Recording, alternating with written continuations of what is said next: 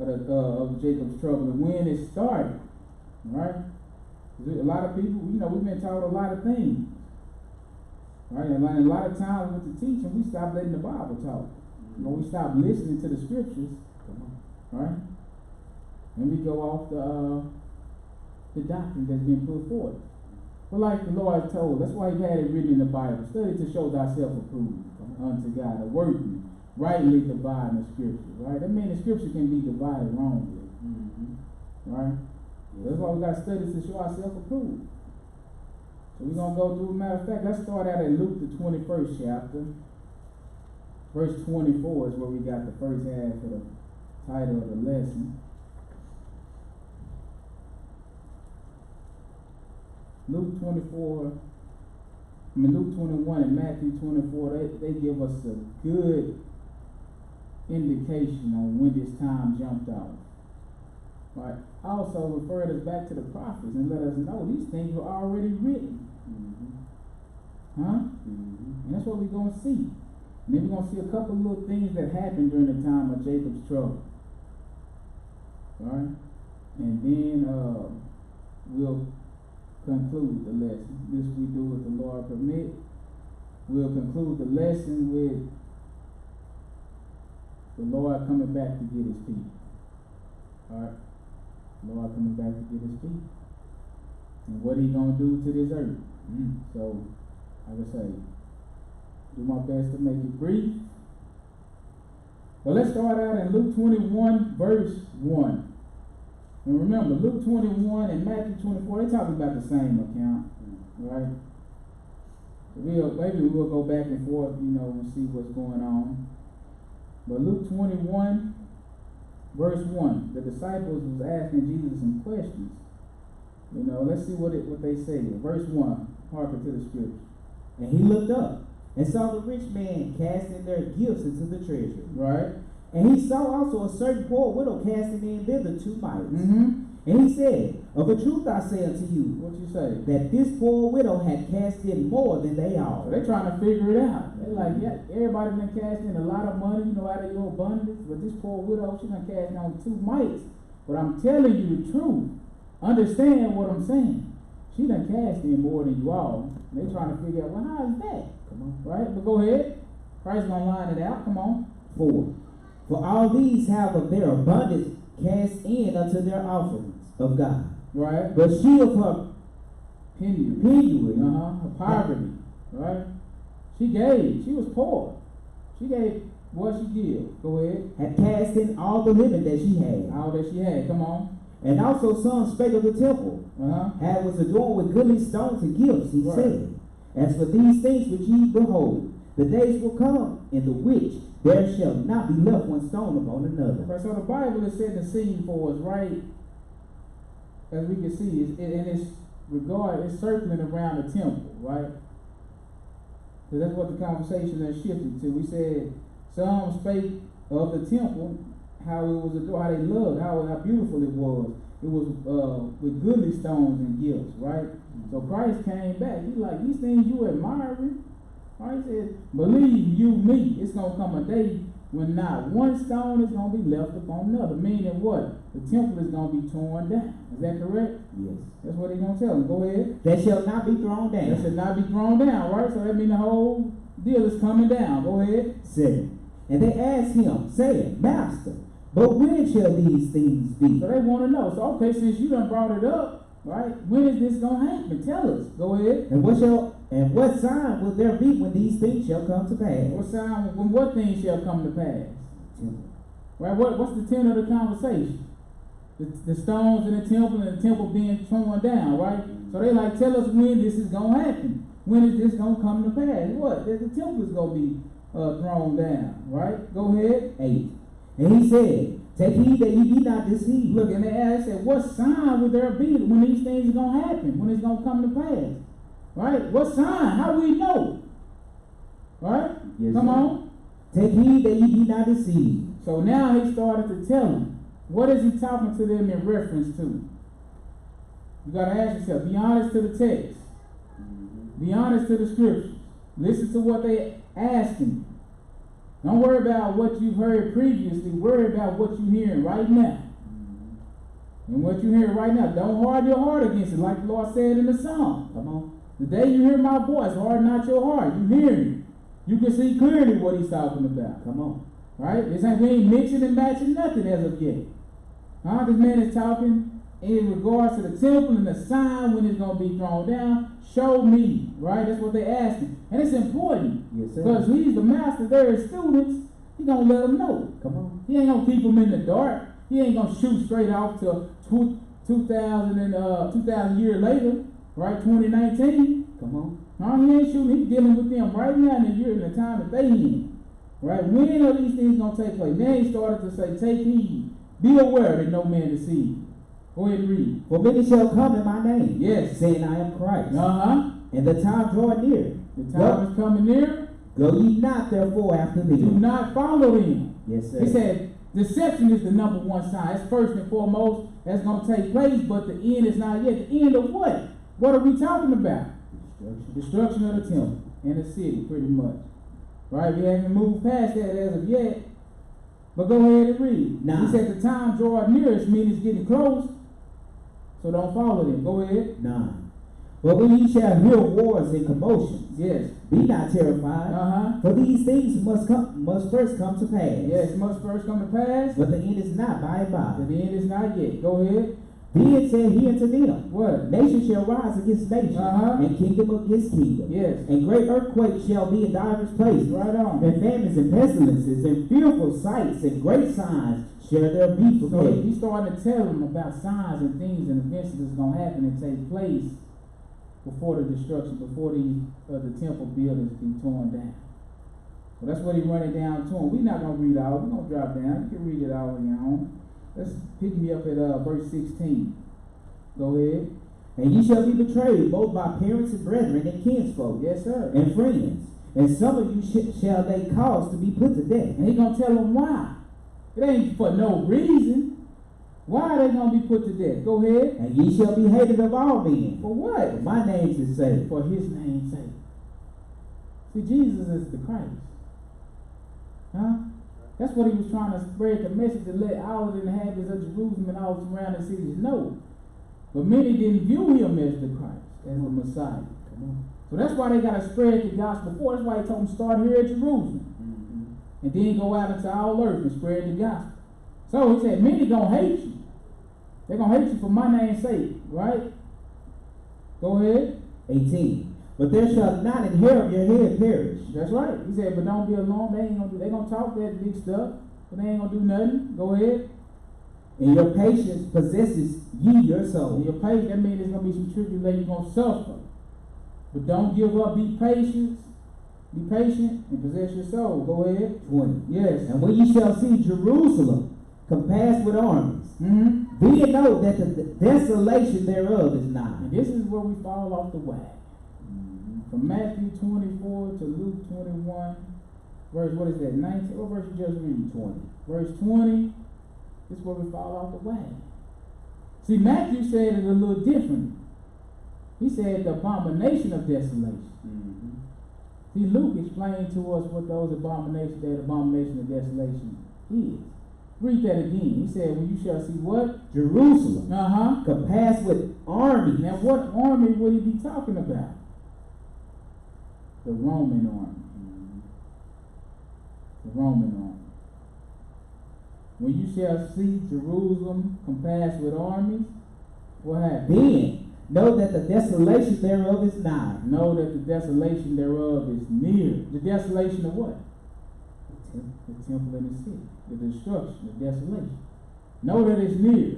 Right? And then what do I need to do? 21. What? Then let them which are in Judea flee to the mountains. And let them which are in the midst of it depart out. That's right. I mean, get out of the city, right? If you're in the midst of Judea, get out of there. Flee to the mountains. Right? What else? And let not them that are in the countries enter therein too. And if you're outside of Judea, do not come into the city. Do not come into Judea. Right? He ain't talking about a worldwide flee.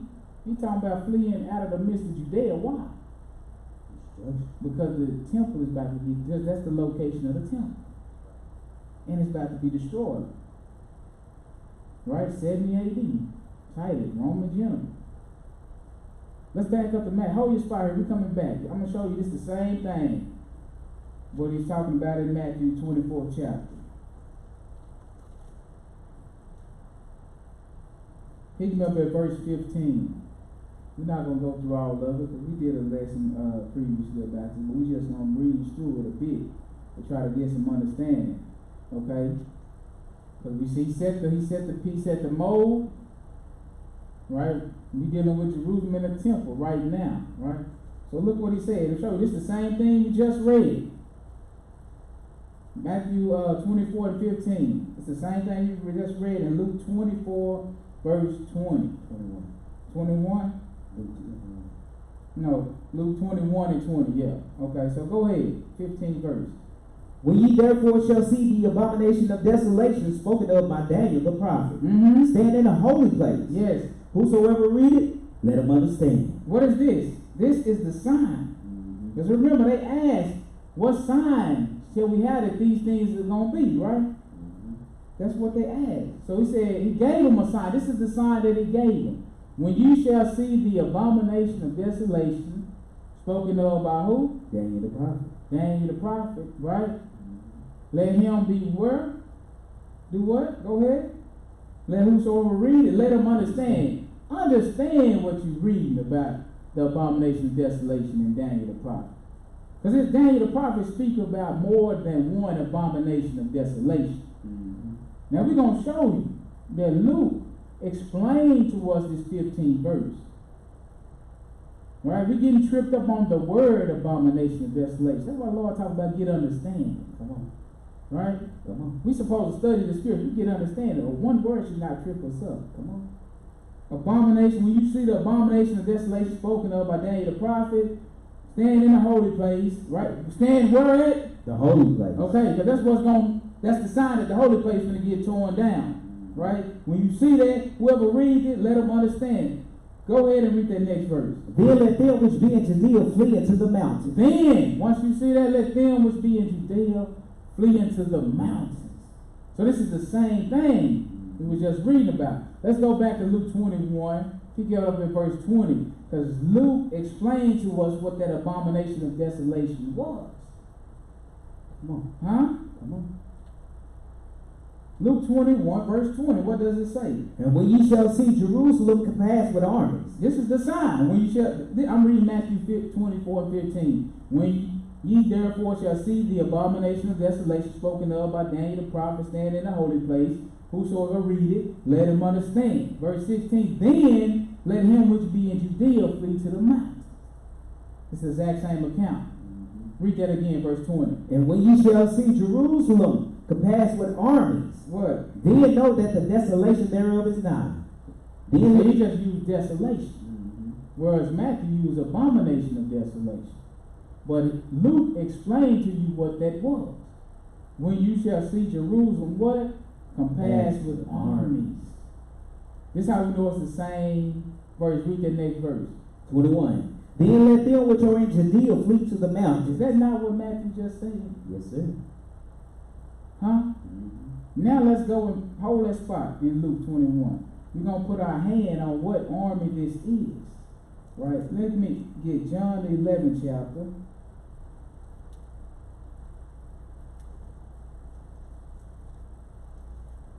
Or is it the 14th chapter?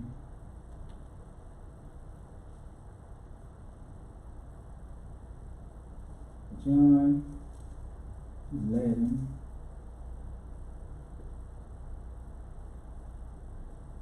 Verse 40, start at 46. And 48 was wrong.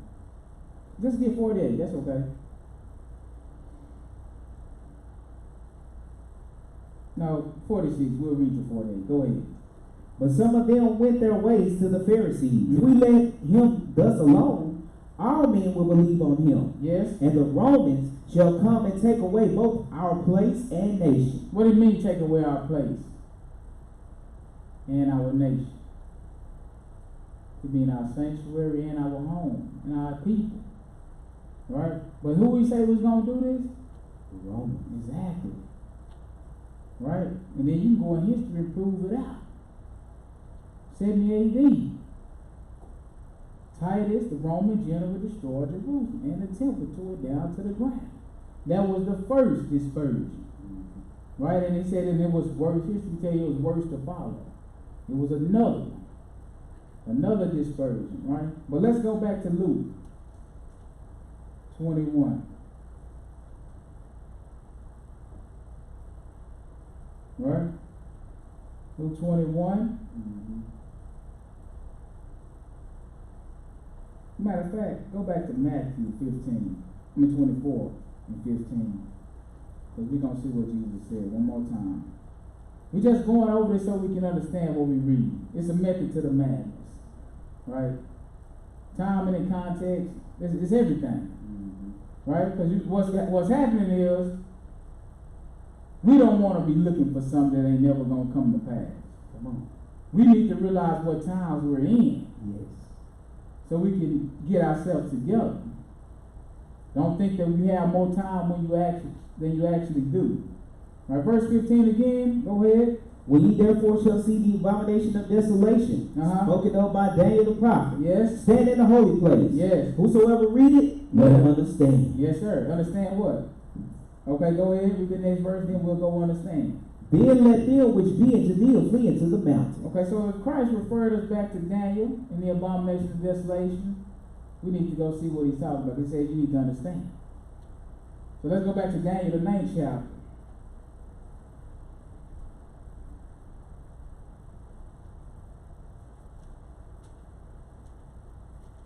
Daniel, the 9th chapter.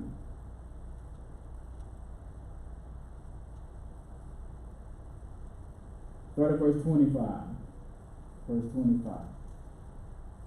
This is the context, what he was speaking about in Matthew 24 and Luke 21. And I'll show you why I say that once we get down to the verse. Go ahead.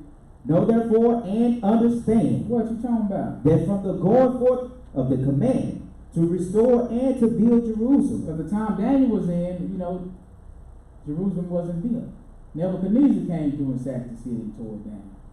Right? But now it's going to be rebuilt. And he said, no one understands that from the going forth of the command to restore and rebuild Jerusalem until what? The Messiah the Prince shall be 70 weeks. Yes. 7 weeks. And 62 weeks. That's right. The street shall be built again. Who is Messiah? Christ. That's Christ, right? So Christ was telling us to go back and understand what Daniel said. Daniel was telling us that Jerusalem is going to be rebuilt. That's where he's standing. When Christ is explaining to the apostles what's going to happen. The rebuilt portion of the city, right? The rebuilt Jerusalem. They standing in it. While he's giving them a prophecy to go back to Daniel. Right? So Daniel is telling us what's happened before we got to that point, right? So go ahead. And the wall even in troublous time. Yes. And after 62 weeks, shall Messiah be cut off. Right. Messiah is Christ. Right? He's going to be killed. Right? So the prophecy right here is speaking even a little bit further than where we was at with Christ, because Christ hadn't died at that point. Right? So he said, Messiah is going to be killed. Go ahead. But not for himself. But not for himself. Why? Because he had no sin. He died for the sins of the people. Hearken to the scripture. And the people of the prince that shall come shall destroy the city and the sanctuary. Now who is the people of the prince? The Romans. Remember we just read in John? The other Pharisee was saying the same thing. That they gonna start, if we don't stop Jesus, they're gonna start to believe on him. All the people gonna start to believe on him. And if that happens, the Romans gonna come through and take our city and our nation. Right? So that's what he's talking about. He said the people of the prince, those are the Romans. Go ahead. That shall come, shall destroy the city and the sanctuary. So what they gonna destroy? The city and the sanctuary. This is what Jesus was talking to them about. The temple being torn down. Right? This is the context that he was talking to you about in Matthew 24. It's the same event. or leading up to the same events, right? Go ahead and read. And the end thereof shall be with the flood. And the end of what? The city and the sanctuary shall be with a flood. What does this flood represent? The armies of Rome. They're the ones going to take down the city and the sanctuary. Go ahead. And unto the end of the war, desolations are determined. The desolation is already determined. They had wars, and remember, Christ was telling you what's going to happen. Wars and rumors of wars. Right? This is what Daniel is saying, the same thing. To the end of the desolation, it's going to be wars and rumors of wars pretty much until we get to the desolation of the city. Huh? It's the same exact thing. Go ahead and read. And he shall confirm the covenant with many for 1 week. He, that's Christ, shall confirm the covenant with many for 1 week. And in the midst of the week, in the middle of the week, he shall cause the sacrifice and the oblation to cease. He died in the midst of the week. The temple rent, no more places to sacrifice animals. Go up into the scripture. And yes, for the overspreading of what? Of abomination. This is the reason why the city is destroyed, or it's going to be destroyed. Overspreading, because all of the abominations that you commit. For the overspreading of abominations, he shall make it desolate. He shall make what desolate? The land. The land and the temple, right? Yeah. The city and the sanctuary. Same thing Jesus is speaking to them in reference about. Go ahead and read. Even until the consummation, and that determined shall be poured upon the desolate. Yes, because it's already been determined. And it's going to be poured on the people. They're going to be desolate. Same thing they were talking to you about. Luke 21. We just want to make it clear. Because we're not looking for this to happen. It's already taken place. Recorded in history, 70 AD. The Roman general Titus destroyed Jerusalem and the sanctuary down to the ground. It's that easy. It's not even really hard to see. It's really not. Elementary, my dear Watson. Huh? Go ahead and read. 21. 20 again. 20. And when you shall see Jerusalem compassed with armies. That's what Daniel said. The people of the prince is going to destroy. The end thereof is going to be with a flood of armies. The people of the prince, the Roman armies, which is they're abomination in themselves. And they're going to make Jerusalem desolate. Go ahead. Then know that the desolation thereof is not. Then know that the reason why I'm harping on this is to get the time. Make sure you got the time right. Right. Then know that the desolation thereof is near. Go ahead and read. Then let them which are in Judea flee to the mountains. Yeah, that's the sign Christ gave. Once you see Jerusalem compassed with armies, flee to the mountains. That's the sign. Get out of there. Why? Because destruction is near. Go ahead. And let them which are in the midst of it depart out. And let them which are in the midst of it depart out. And let not them that are in the countries enter thereinto. Yes. For these be the days of vengeance. These be the days of vengeance. Christ is mad. God is mad with them. Why is vengeance being poured out on them? Because of the overspreading of abominations. That's why it's going to be desolate. Go ahead.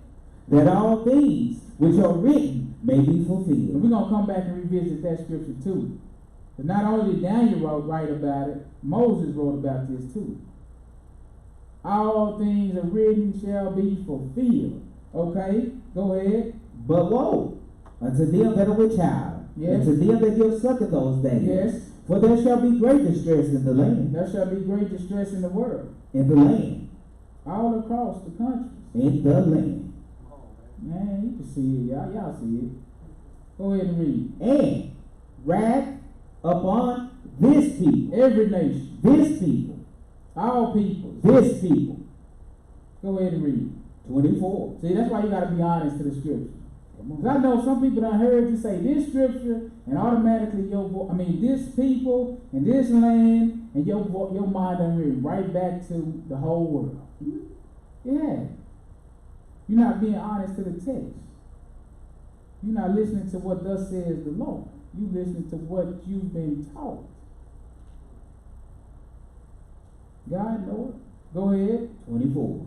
And they shall fall by the edge of the sword. So look what's going to happen, yes, right? Sir. They're going to fall by the edge of the sword. but the army's gonna take them down, right? Go ahead. And shall be led away captive. Look at this. This is key. And they're gonna be led away captive. That's slavery. Where at? Into all nations. Into all nations. That's all across the world. So once Jerusalem is destroyed, Israel's gonna be killed with the sword and led away captives unto all nations. And you know what? It's gonna happen over a period of time. Until they get into all nations. Until the captivity of Israel reach all nations. Go ahead. And Jerusalem shall be trodden down of the Gentiles. Until when? Until the times of the Gentiles be fulfilled. See, that's where we got the title, the first part of the title. So Jerusalem is going to be trodden down of the Gentiles until the time of the Gentiles be fulfilled. We're going to see what time that is. Right? Let's back up one more time to Matthew 24.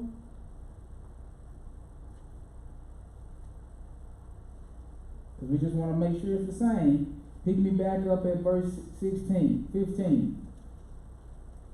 Then we skating. I ain't going to even interrupt that much on this one. Hearken to the scripture. When ye therefore shall see the abomination of desolation spoken of by Daniel the prophet, which Luke explained to us as being the Roman armies that's going to make the city desolate. Come on. Go ahead. With history, back it up. Yes, sir. Huh? Go ahead. Stand in the holy place. Yes, sir. Whosoever readeth, let him understand. Go ahead and read. So that's what we was just reading. That's the account in Daniel the 9th chapter that we was reading. Daniel the 9th chapter was talking to us in regards to the Messiah being cut off and the destruction of Jerusalem and the temple. Go ahead. Then let them which be in Judea flee into the mountain. Them which be in Judea flee into the mountain. Watch how crucial it is in Judea. Because he said it's going to be a time of vengeance upon his people in Luke. But watch how Matthew put it. Go ahead. 17. Let him which is on the housetop not come down to take anything out of his house. It's urgent. The sign it has appeared. The armies are surrounding Jerusalem. If I'm up on a house, it ain't time for me to come in and be trying to get clothes and shoes and jewelry and money. You fighting for your life. It's time for you to escape. Go ahead. 18. Neither let him which is in the field return back to take his clothes. That's right. If you were in the field, you got a good chance to get out of there.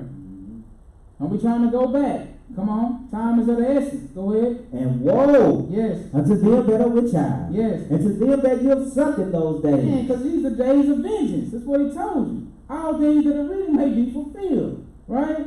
He said, and we're going to show you a little bit more in detail, Lord will. Go ahead. But pray ye that your flight be not in the winter. Neither on the Sabbath day. Why not on the Sabbath day? In the winter, because we know it's cold. Why not on the Sabbath day? You gotta keep the Sabbath. You ain't supposed to. Man, pick me up at Acts 1 verse 12. Let me show you something right quick. You just see if we do this now, right? I just want to see if we do this now. Acts 1 verse 12. Go ahead and read. Then returned they unto Jerusalem, because Jesus had just ascended, right, from the Mount of Olives and went into heaven on the clouds. Then they returned, the apostles went and returned to Jerusalem. Where are they coming from? From the mount called Olivet. How far is that? Which is from Jerusalem, a Sabbath day's journey. That's why I say don't let your flight be in the winter. They still keeping the Sabbath. They got a Sabbath day's journey. Yeah, that's lawful travel on the Sabbath. Go back to Matthew. Just trying to help you get the scripture get a little more volume. Make you understand why he say it's Sabbath day. And on top of that, people coming to Jerusalem, right? On the Sabbath, on the feast and holy days. So it's not the time. It's a time of vengeance. It's not the time to be coming to Jerusalem for the feast, right? Because it's going to be taken down. Go ahead. What verse you leave off at? End of 21. Go ahead.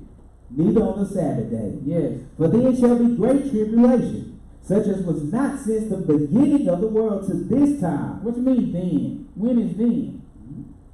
After the city is taken down. It's going to be great tribulation, great trouble. They say great distress upon this people. Distress is trouble. Distress is tribulation. And this is why we call it Jacob's trouble. Upon Jacob, this people is what he said. Right? And also at the same time, it's going to be what? The time of the Gentiles. Finish that verse. Such as was not since the beginning of the world to this time, no nor ever shall so be. So after Jerusalem is destroyed, Jacob is going to experience a time of trouble or distress that they have never seen from the time that the Messiah was telling them this until the what? End. No nor ever shall be. It's not going. Nobody's going to go through this type of trouble or distress. Moses wrote about it. Jeremiah told us about it. But let's see real quick what time the time of the Gentiles is. Right? Let's go Revelations 11.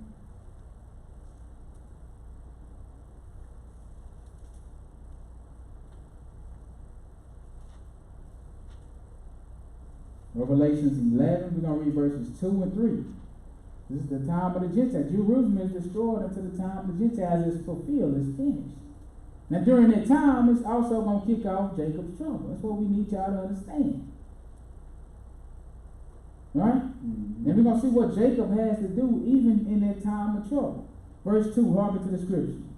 But the court which is without the temple, leave out, and measure it not, for it is given unto the Gentiles. That's right. And the holy city, which is what? Jerusalem, right? Yes, sir. The holy city. Shall they tread underfoot. That's what we just read in Luke 21, verse 24. Come on. Huh? Yes, sir. Trodden underfoot until the time of the Gentiles be fulfilled, is what he told us. Do we need to read it, or we good? We good. Okay, go ahead. 40 and 2 months. If I'm going to be false, I'm going to be false real good. Yeah. Huh?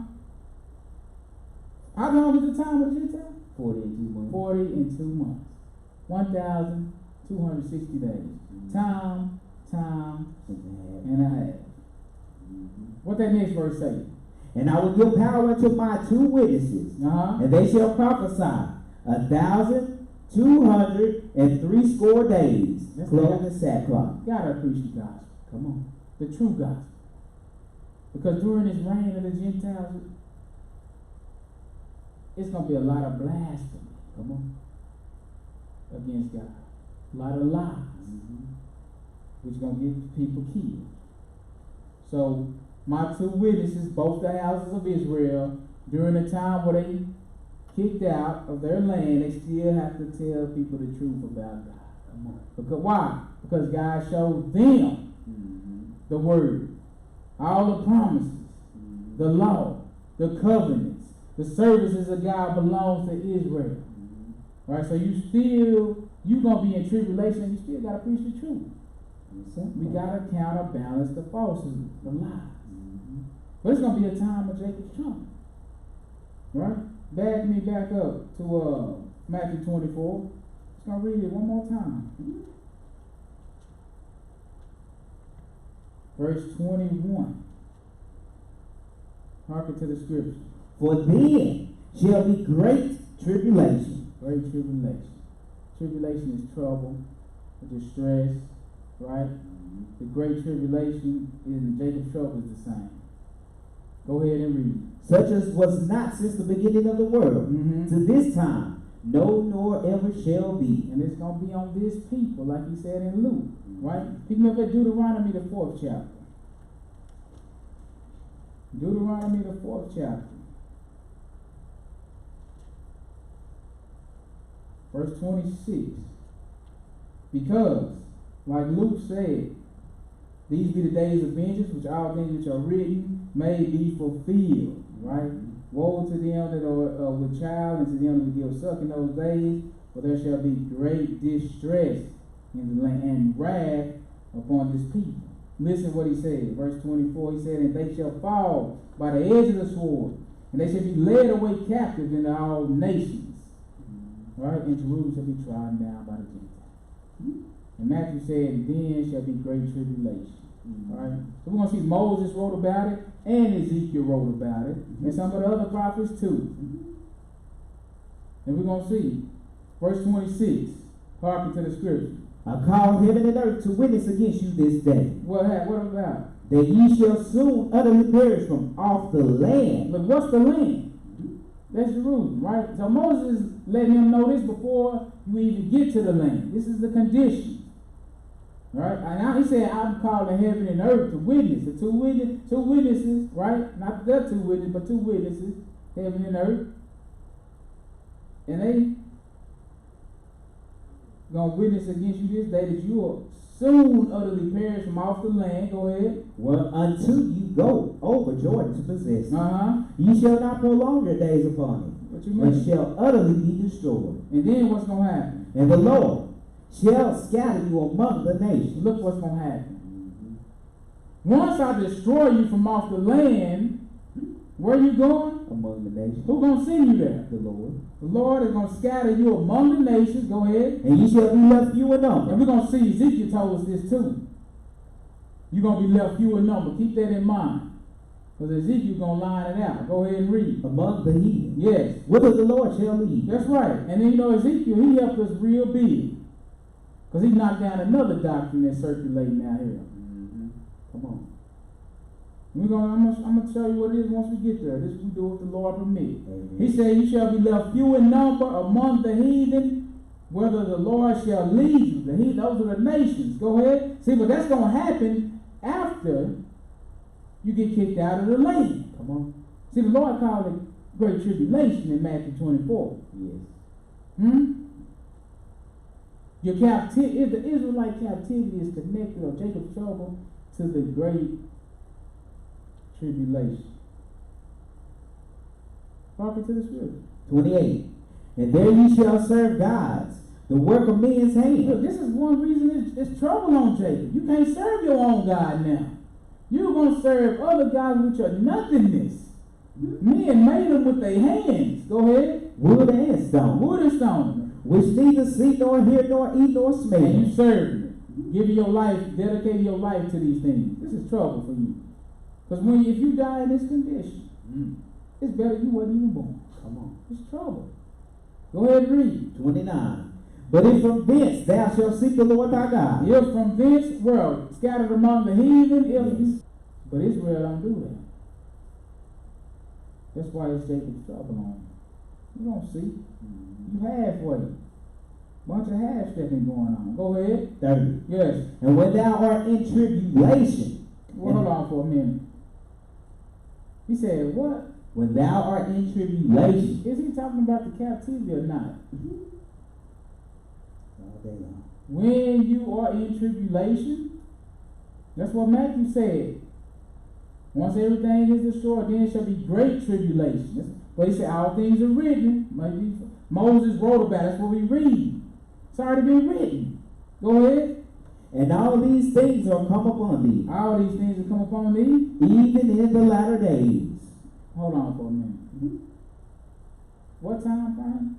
The latter days. Even in the latter days when you are in tribulation. Go ahead. If thou turn. Go ahead and read. If thou turn to the Lord thy God of thy fathers, which he sware unto them. I mean, he won't cast you totally off, Israel. If you turn to him. Once you're in tribulation, if you turn to him, if you seek him, he won't cast you totally off. That's good news. Right? That's good news. Let's go back up to Leviticus 26.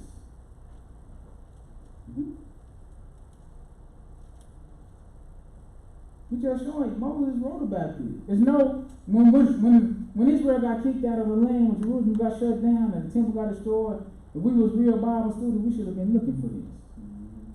If we really believe what Moses wrote, we in it. Huh? Leviticus 26.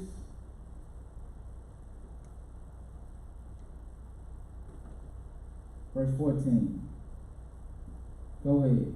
But if ye will not hearken unto me, and will not do all these commandments, and if ye shall despise my statutes, or if your soul abhor my judgments, so that ye will not do all my commandments. Right, see, this is the reason for them to get kicked out of the land. Transgression. Go ahead. Yes.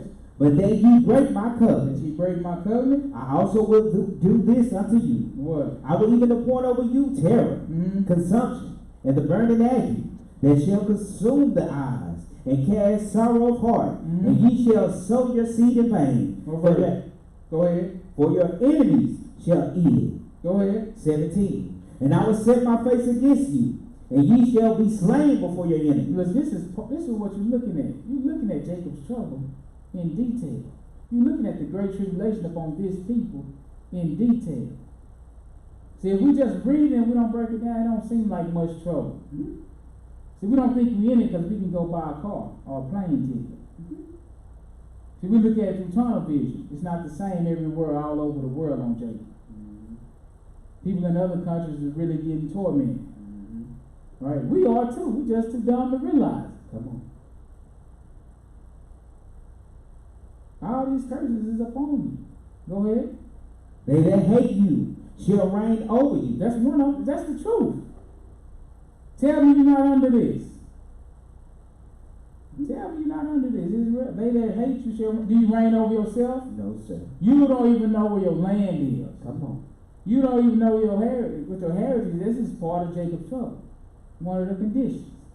Go ahead. And ye shall flee when none pursueth you. You're scary. Go ahead. And if ye will not yet for all this hearken unto me, then I will punish you 7 times more for your sins. So what he's doing, he's trying to correct you in measure. Yes, sir.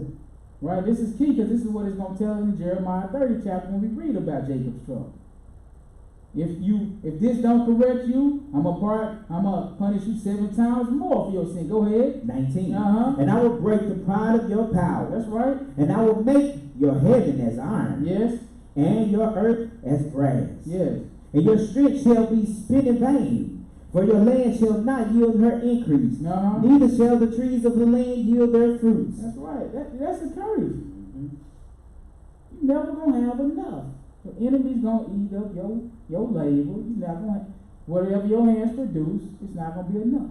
Right? Go ahead. And if ye walk contrary unto me, and will not hearken unto me, what's gonna happen? I will bring 7 times more plagues upon you. So this is your sin. Go ahead. I will also send wild beasts among you. And these wild beasts he's talking about ain't no bears and tigers and lions. These wild beasts are men with armies. You remember when he was describing the kingdoms of the world? In Daniel 7 chapter, he called them beasts. This is what he's talking about.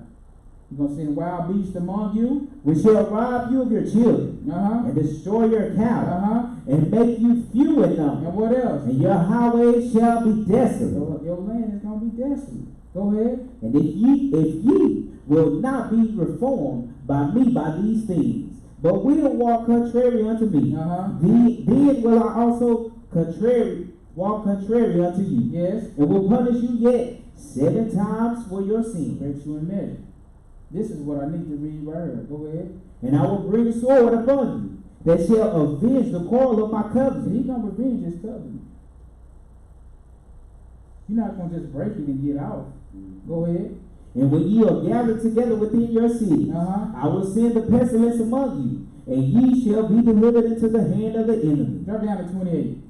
Then I will walk contrary unto you also in fury. In fury. This is what the Lord's fury looks like. He's killing you perfectly. Go ahead.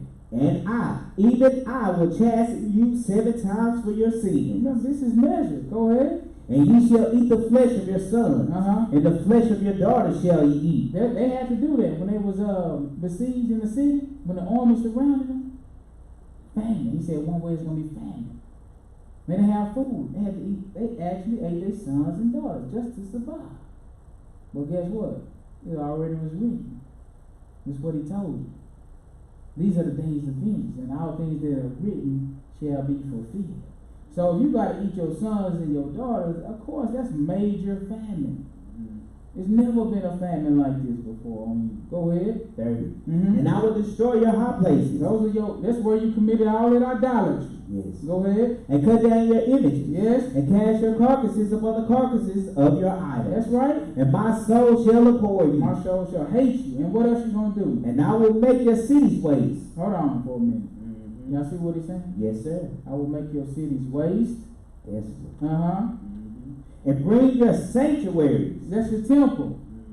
Into what? Unto desolation. Go ahead. And I will not smell the savor of your sweet odors. I want your sacrifices. I won't accept them. Go ahead and read. And I will bring the land into desolation. It's only one the land. Into desolation. And your enemies which dwell therein shall be astonished at it. And what else you going to do? And I will scatter you. That's after, bring your land in desolation. He said, I will scatter you among the heathen. And what you going to do then? And will draw out a sword after you. This is why it's trouble. This is why it's Jacob's trouble. Because not only am I going to scatter you, but you're not going to get away just because I scattered you. So once I scatter you, I'm going to draw out a sword after you. I'm going to destroy you slowly. Right? Go ahead. Among the heathen. And will draw out a sword after you. And your land shall be desolate. Your what? Your land shall be desolate. Your land shall be desolate. And your cities waste. What happened? 34. Then shall the land enjoy her Sabbaths, as long as it lie desolate, and ye be in your enemy's land. So look, we're still in the same context. The land be destroyed, you being scattered, you desolate, and then you going into captivity. Scatter you among the heathen. And now when you get among the heathen, I'm going to draw out a sword after you. Verse 37. Hearken to the scripture. And they shall fall one upon another, as it were before a sword, when none pursue it, and ye shall have no power to stand before your enemies. You will have no power to resist. Go ahead. 38. And ye shall perish among the heathen. Look, this is trouble for you. You're going to perish among the heathen. Go ahead and read. And the land of your enemies shall eat you up. Now that's trouble and tribulation. You subject to their rules, their regulations, their laws, their commandments, their gods. Right? There's no ease for you, Jacob. This is the time of your trouble, your travail, your tribulation. So basically, no matter what you do, you still commit sin against me, the land of your enemy is going to eat you up. You're going to perish among the heathen in the land of your enemies. Go ahead. 39. And they that are left of you shall pine away in their iniquity in your enemy's land. And that's dangerous. You're going to waste away in your sin. In the land of your enemies. Go ahead. And also, in the iniquities of their fathers shall they pine away with them. So basically, you know what? There's no safety for you. See, Jerusalem is like the safe haven. Right? Once you kicked out of the land, there's no safety for you. It's equivalent to being put out the camp. You understand? Once you put out the camp, you subject to all the elements, the wild beasts. Why do you get put out the camp? For being unclean. Right? For transgression. They'll take you outside the camp and stone you. So this is equivalent to being put out the camp. You kicked out of your city. So now you're subject to all the wild beasts. The beasts of the field, the men. They armies, they tactics. And they're going to lay up, you're going to work for them, you're going to pine away in their enemy's land, in the iniquity of your father. Go ahead. 40. If they shall confess their iniquity and the iniquity of their fathers. Who is they? Talking Israel, right? And the iniquity of their fathers, go ahead. With their trespass which they trespass against me. Yes. And that also they have walked contrary unto me. And that I also have walked contrary unto them. Yes. And have brought them into the land of their enemies. If then they uncircumcised hearts be humble. Look, listen, Jacob, he telling you, you want to get out of this condition, you're trying to help you. Your uncircumcised heart be humble, what happened? And they then accept of the punishment of their iniquity. This is why this is your problem, Jacob. You won't accept it. Come on. You still trying to blame.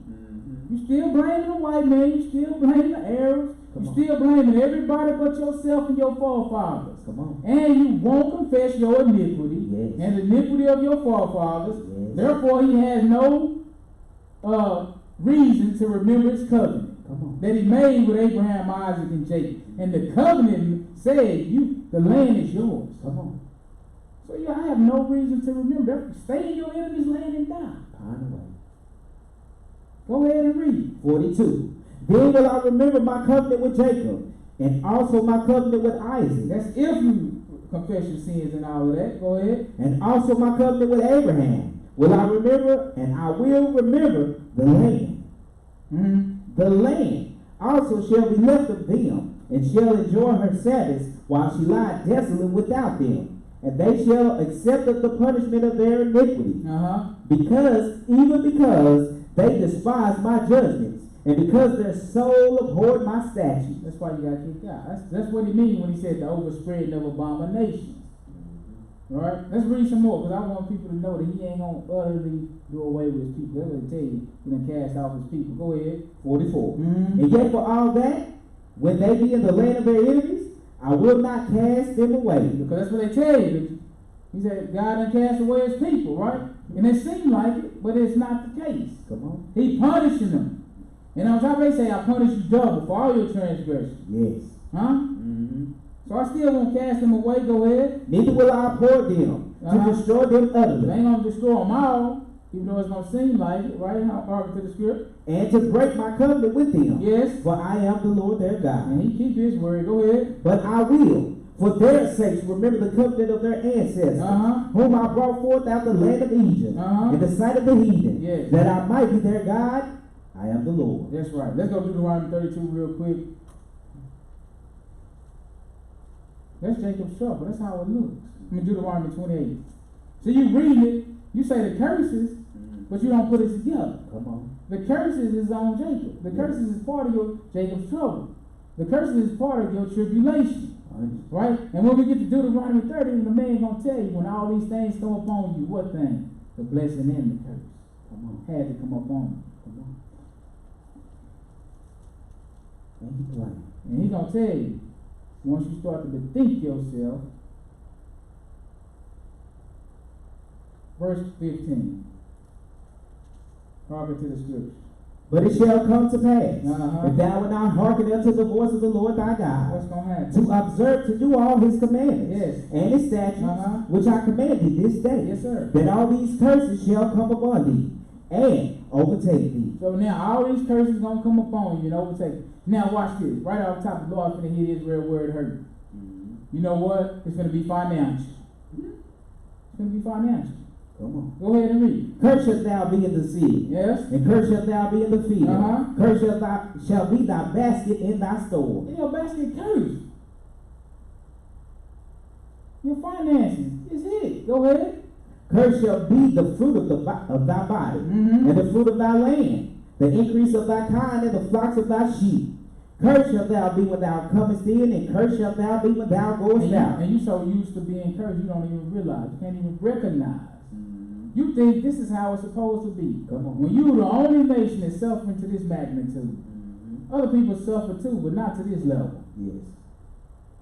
Nobody has been through the transatlantic slave trade like you, Israel, Jacob. And they're going to show you, this stuff happened from, your captivity was from the time you got kicked out of Jerusalem. You said you was scattered into the land of all the heathens and the nations, all the nations. You were scattered on top of scattered on top of scattered until you got down to this transatlantic slave trade. So it's been upon you for a long time. And you ain't found no ease in all these different places you've been in every nation, all under heaven. And when we just speaking of this one alone, we done had civil rights, Jim Crow, Reconstruction, sharecropping, slavery, right? Chattel slavery. This is chattel slavery. You done been beat. Your children done been fed, used as alligator bait. Your wife has been taken from you in your face, and you had no power to do anything. Your family has been split up. They sold you on auction blocks. They put chains of iron on your neck and your feet. Right? Before you even got over, a lot of you lost your lives in the water. Cast overboard.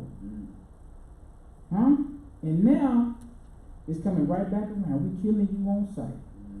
The people that's supposed to be protecting you is killing you. And guess what they give you? Pay your vacation. Come on. Alright? Yeah. They ain't even getting punished. And the Lord called you the flock of the slaughter, and it's happening. Mm-hmm. We just don't recognize. Come on. You were going to jail, Mm-hmm. and the charges ain't even legit. Come on. You done seen the little series, what is it called? When They See Us? That's only one case. Mm-hmm. You cannot tell me we're not in Jacob's trouble. Mm-hmm. Some teenagers Mm-hmm. done went to jail for crimes that they didn't even commit. That's only one instance. Mm-hmm. It's several of them. Like, this is the norm. You looking at God's spirit report upon you, you don't even know it. Come on. Because you steady looking for it to happen in the future and not realizing you chest deep in it. Come on. Huh? Mm-hmm. And that's just in America. We haven't even made it to the other countries. Mm-hmm. The other nations ain't treating you no better. Mm-hmm. You still in slavery, still getting your hands chopped off. Mm-hmm. Huh? You've been stripped of your language, not allowed to read. Mm-hmm. What other nation has been through these things?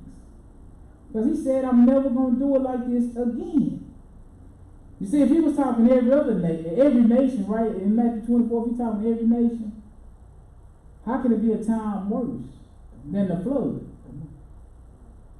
Every nation went through the flood. Only 8 people survived. How can it be a time worse? If we all inclusive, Make it black. huh? Make it All black. nations, talking about the great tribulation for all nations. How can it be a worse time than a flood when only 8 people made it through? Come on. But if we talking great tribulation on one nation, okay, now it's making a little more sense, Yes. huh? Mm-hmm. Now it's like the flood that came up on this one nation, right? We got to think about what we've been saying. Yes. Think about what the Lord is teaching us, right? We need to chew the cud on the scripture. Come on. That means chew it up, regurgitate it, chew it up again. Mm-hmm. Meditate, in other words. What verse we leave off at? With verse 20. Okay, let me have it. The Lord shall send upon thee cursing, vexation, and rebuke, and all that thou settest thine hand unto for to do. Right, so he sending curses, vexation, and on top of that, he's trying to rebuke you, to correct you. Right, go ahead. Until thou be destroyed. Yes. And until thou perish quickly. Yes. Because of the wickedness of thy doings. Because of the wickedness of your doing. Once you finish that, we're going to skip down, because I done took a lot of time. Go ahead. Whereby thou hast forsaken me. Mm-hmm. You there? Yeah, let's go down to 59. So these curses come in many different ways. This trouble and this tribulation come in many different ways. We just read just a couple of them in this chapter. But go ahead, I just want to show you. Go ahead. Then the Lord will make thy plagues wonderful, and the plagues of thy seed. Hold on. So he said he's going to make your plagues wonderful. Not only yours, the plagues of your seed. Yep. Go ahead. Even great plagues. Even great plagues. For how long? And for a long continuance. It's a long time from 70 AD to now. Come on. From when Jerusalem was destroyed into now. Now, if we're talking a literal 3.5 years, that's not a long time. Mm-hmm. Yes. We can endure that. But these are for a long continuance. Go ahead. And sore sicknesses. Yes. And of long continuance. That's right. It's going to last a long time. Right? Mm-hmm. Drop down to verse 64. Well, 63. Go ahead. And it shall come to pass that as the Lord rejoiced over you to do you good and to multiply you, yes, so the Lord will rejoice over you to destroy you and to bring you to naught. Yes. And ye shall be plucked from off the land whither thou goest to possess. You're going to be plucked from off the land. I wonder what's going to happen when you plucked off. And the Lord shall scatter thee among all people. This is going to start it out. It's going to start off your great tribulation. Your time of trouble. This is going to start off Jacob's time of trouble. Why? Because you're no longer in the safe haven. You're no longer within the camp. You on the outside of the gate. Right? So you open to everything that comes your way. Hearken to the scripture. From the one end of the earth even unto the other. Yes. And there thou shalt serve other gods, which neither thou nor thy fathers have known. Go ahead. Even wood and stone. Yes. And among these nations shalt thou find no ease. Ain't gonna be no rest for you, no ease. Go ahead. Neither shall the sole of thy foot have rest. Yes. But the Lord shall give thee there a trembling heart, and failing of eyes, and sorrow of mind. Sorrow of mind will drive a man crazy. Seems like nothing go your way, you can't get on top, you always stressed and depressed. That's sorrow of mind. You always got troubles and problems. That's why you sorrow of mind. You always got problems and troubles. Go ahead. 66. And thy life shall hang in doubt before thee. That's right, because there ain't no safety for you. You on the outside of the defense city. Come on. Right? You ain't no defense. God is your refuge, but you commit sin, so he's not. Sorrow of heart. Your life is going to hang in doubt. Go ahead. And thou shalt fear day and night, and shall have none assurance of thy life. That's just that kind of 68. Go ahead. And the Lord shall bring thee into Egypt again with ships. So Egypt is captivity for the Israelites. Bondage, the house of bondage, the iron furnace. And he's going to bring you there again. How? With ships. I wonder how you got here. With ships. Go ahead and read. By the way whereof I spake unto thee, thou shalt see it no more again. Letting you know you ain't talking about that physical Egypt. And once you get there, come on. And there ye shall be sold unto your enemies. For what? For bondmen and bondwomen. For slave men and slave women. What nation was on the auction block? They had stores selling Hebrew Israelites. And then after that, go ahead. And no man shall buy you. No man is going to buy you out of this condition.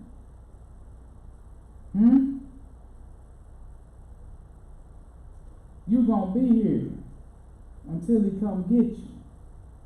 You ain't fleeing nowhere. We're going to show you. He said he's going to come and fetch you. We're going to show you. You finished that? Yes, sir. Okay, let's go to Ezekiel, the 5th chapter. Then we're going to do Jeremiah 30. Well, we just going to show you. Ezekiel told us the same thing.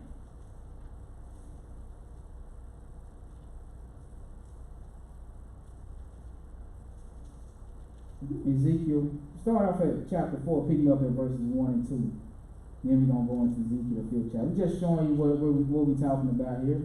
Because you know it wasn't divided by chapters, just one big letter.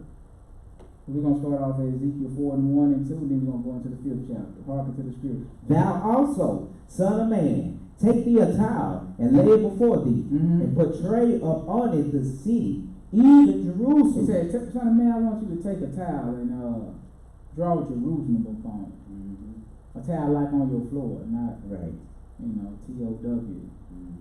T-I-L-E, that's what we're talking about. So, draw Jerusalem upon it, go ahead. 2. And lay siege against it. Well, look what he's saying, lay siege against Jerusalem. See, this came to pass.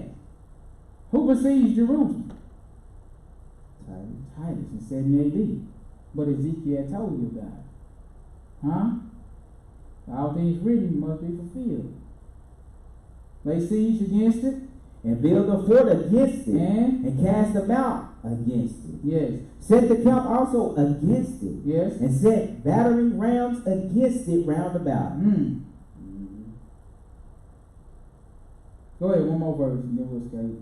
Moreover, take thou unto thee an iron pan, and set it for a wall of iron between thee and the city, and set thy face against it, and it shall be besieged, and thou shalt lay siege against it. This shall be a sign to the house of Israel. Man, I wonder what kingdom was of iron. Come on. Yes. That iron kingdom is going to lay siege to the city, which is consistent with the fourth beast, which is consistent with the Roman Empire. Go into the 5th chapter, picking up at verse 1. He ain't just told a man to get no iron pan for no reason. Come on. He said it's going to be a sign. Yes. Just like the abomination and desolation is going to be a sign. And what sign was? The Roman armies. What kingdom is of iron? The Roman kingdom. All right. Verse 1. Hearken to the scripture. And thou, Son of man, take thee a sharp knife, and do what? Take thee a barber's razor, yes, sir, and cause it to pass upon thine head, and upon thy beard. Then take 3 balances to weigh, and divide the hair. See, I want you to take your hair and weigh it in 3 balances. Divide it up. Go ahead. 2. Thou shalt burn with fire a 3rd part. So I want you to burn a 3rd part with fire in the midst of the city. In the midst of the city. That's in the midst of Jerusalem. When the days of the siege. When the days of what? The siege are fulfilled. And thou shalt take a 3rd part and smite about it with a knife. That represents getting killed with the sword. Come on, man. This is what's going to happen to the siege. So what you're witnessing is the fulfilling of the 2/3 doctrine. It's happening at the time of the siege, not now or not in the future. See, that's why we got to keep everything in the right context. Let the Bible tell us. In the days of the siege, once the days of the siege are fulfilled, go ahead. And the 3rd part thou shalt scatter in the wind. The 4 winds of heaven. Come on. To all the nations. This ain't hard to see. There's more. And what else? And I will draw out a sword after them. Did Moses not tell us this? We just read this. Moses told us he's going to draw a sword after. So out of the 1/3 that's left, scatter that 1/3 into the 4 winds, and I'm going to draw a sword after. I mean, these curses are going to chase you down. Because it's the time of Jacob's trouble. You running and hiding. Go ahead. 3. Thou shalt also take thereof a few in number, and bind them in thy skirts. Then take of them again, and cast them into the midst of the fire. Yes. And burn them in the fire. Yes. For thereof shall a fire come forth in all the house of Israel. What happened? Thus saith the Lord God, this is Jerusalem. This is Jerusalem. What about it? I have set it in the midst of the nations. Because they scattered into all nations under heaven. God done scattered you. I set you in the midst. Go ahead.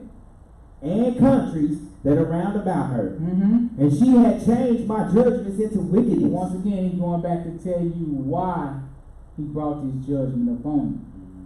For the overspreading of abominations, you're going to change his judgments, his statutes, his laws. Go ahead. Into wickedness. More than the nations. You did worse than the nations that was around that didn't even know God.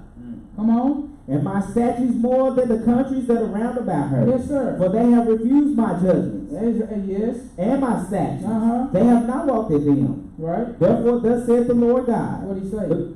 Because ye multiply more than the nations that are round about you, and have not walked in my statutes. Yes. Neither have kept my judgments. Yes. Neither have done according to the judgments of the nations that are round about you. What? Therefore, thus saith the Lord God. Yes. Behold, even I am against thee. I'm against you. So this is why he told you to repent. Ask forgiveness for your sins and the sins of your forefathers. Confess the sins of your forefathers and your sins, right? So I'm against you. Because it's your own fault, it's your forefathers' fault. Go ahead. And will execute judgments in the midst of them, midst of thee in the sight of the nations. So he's going to bring that trouble upon you. That tribulation in the midst of the nations. That's war. He said, I'm going to execute my judgment upon you. And when you break my laws and my statutes, judgment come with that. Go ahead. 9. And I will do in thee that which I have not done. Isn't that what he said in Matthew? Yep. I will do in thee. Who is he talking about? He said, this is Jerusalem in verse 5. Yep. He said, now I'm going to do in the midst of thee that which I have not done. See, once again, if we're talking a worldwide, if we include all the nations, like I said, I got to go back. It has not happened to any other nations on earth over a long stretch of time. Seems like everything bad just happened to one nation. This is what the Lord did. Go ahead. And whereto I will not do any more the like, because of all thine abominations. Go ahead. Therefore the father shall eat the sons. Is that what we did? Didn't we read that in the law? The father shall eat the sons. Go ahead. In the midst of thee. In the midst of famine. Go ahead. And the sons shall eat their fathers. And I will execute judgment in thee. And the whole remnant of thee will I scatter into all the winds. What else? Wherefore, as I live, saith the Lord God, surely, because thou hast defiled my sanctuary with all thy detestable things, and with all thine abominations, yes, therefore will I also diminish thee. Neither shall mine eye spare, neither will I have any pity. and that's why it's trouble. He hated his face. He ain't gonna spare. He ain't gonna pity. Verse 12. A third part of thee shall die with the pestilence. Look at that. Now he clearing it up. Yep. 1/3 gonna die with the pestilence. And with famine. 1/3 with famine. Shall they be consumed in the midst of thee? Yes, in the midst of what? Jerusalem. Go ahead. And a third part shall fall by the sword. Yes. Round about thee. Uh-huh. And I will scatter a third part into all the winds. Yes. And I will draw out a sword after them. And then what's that gonna do? Thus shall my anger be accomplished. Once I do that, then my anger should be accomplished. Go ahead. And I will cause my fury to rest upon them. And I will be comforted. And they shall know that I, the Lord, have spoken it in my zeal. And we understand that now. You see, he's spoken this and pronounced all of these things upon his word. Right? Let's go to Jeremiah 17 and verse 4. Just to show you just another little simple condition which is really major. Because ain't no other nation this happened to. Jeremiah 17, verse 4.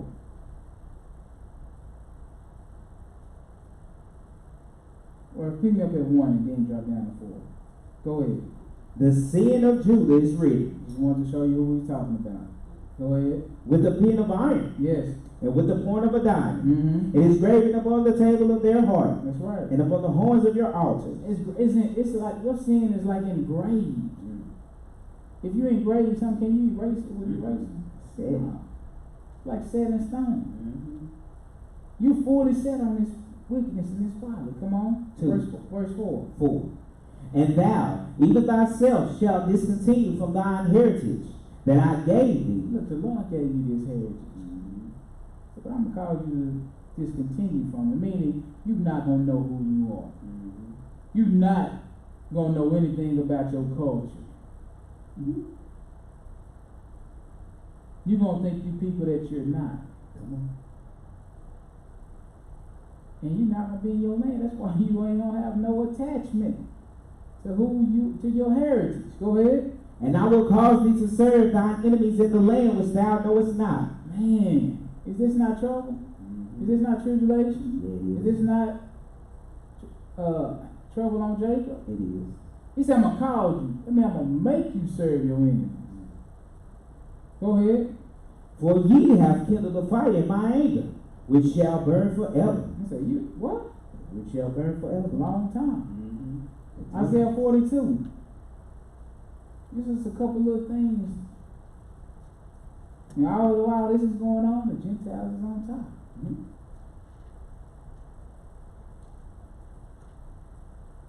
Isaiah 42, the other nations, I think every nation is on top of you, Jake.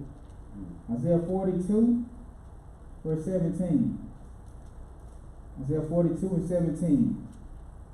Hearken to the scripture. They shall be turned back.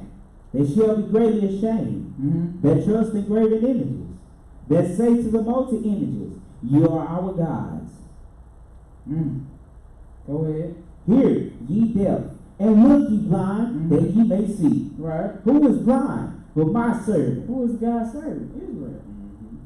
His servant is blind and deaf. Go ahead. Or deaf is my messenger that I sent.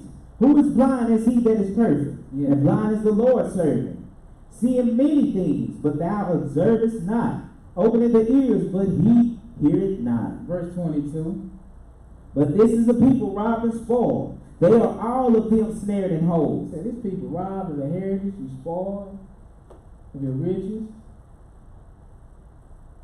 hid in holes. Go ahead. And they are hid in prison houses. You know who this is. This part of your trouble and your tribulation. Remember, he said, I'm going to greatly multiply your plagues. That's why it's called great tribulation. Go ahead. They are for prey, and none delivered. Look, they are for prey. All of the beasts of the field can prey on these people. That's why he scattered into every nation. And ain't nobody gonna deliver you. Nobody's gonna save you. None even say this. Go ahead. For spoil, and none said restore. Restore what? Restore you back to where you were. Restore you back to your heritage. Nobody is pleading your cause. Go ahead. 23.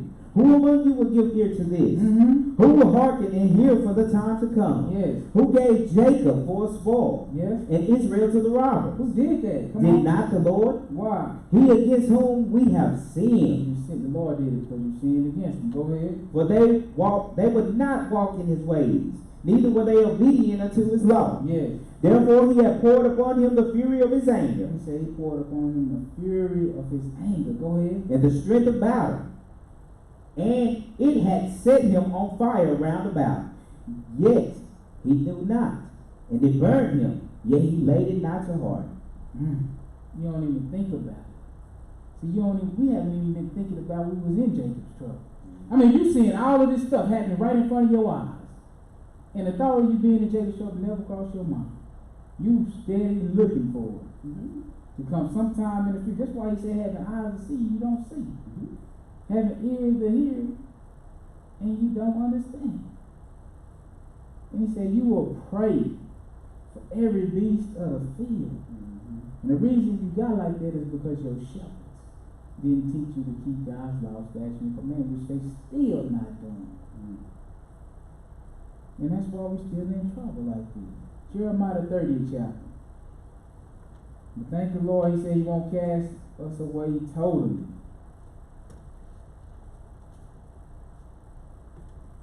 Jeremiah 30. Jeremiah 30 verse 1. Harken to the scripture. The word that came to Jeremiah from the Lord, saying, Thus speaketh the Lord God of Israel, saying, Write thee all the words that I have spoken unto thee in a book. Okay. For lo, the days come, saith the Lord. What's going to happen? That I will bring again the captivity of my people Israel and Judah. That means he going to turn your captivity. He going to cause you not to be captive to the nations anymore. He said the day is going to come. Then you won't be in trouble with tribulation. Go ahead. Saith the Lord. And I will cause them to return to the land that I gave to their fathers. He said, now you safe. Now you back within the camp or within the city. So I will cause them to return to the land which I gave their fathers. Go ahead. And they shall possess it. Yes. And these are the words that the Lord spake concerning Israel and concerning Judah. 2 sticks. And put them back together. Go ahead. For thus saith the Lord. What did he say? We have heard a voice of trembling, yes, of fear, and not of peace. Go ahead. Ask ye now, and see whether a man doth travail with child. Wherefore do I see every man with his hands on his loins? Right. What's the reason for this? I know men don't have babies. Why is every man got his hand on his loins? Go ahead. As a woman in travail. And all faces are turned into paleness. All faces turned into paleness. Why? Alas. For that day is great, so that none is like it. Yes. It is even the time of Jacob's trouble. And that's where we get thrown off. Time messes us up. In scripture, we think everything happened in one day. He said it's a time of Jacob's trouble. See, it's a time period. And watch what's going to happen at the end. This is really what he's speaking in regards to, more so. Go ahead. But he shall be saved out of it. That's at the end of Jacob's trouble. Remember, Leviticus 26 and 44 say, I would not cast them off totally. He's going to save them out of their trouble at the end. Remember, ain't no other man going to buy you out of this condition. He said, I'm going to save Jacob out of it. He said, but it's even the time of Jacob's trouble. That's why every man, he's got his hands on his loins like a woman in travail, in pain. Go ahead. 8.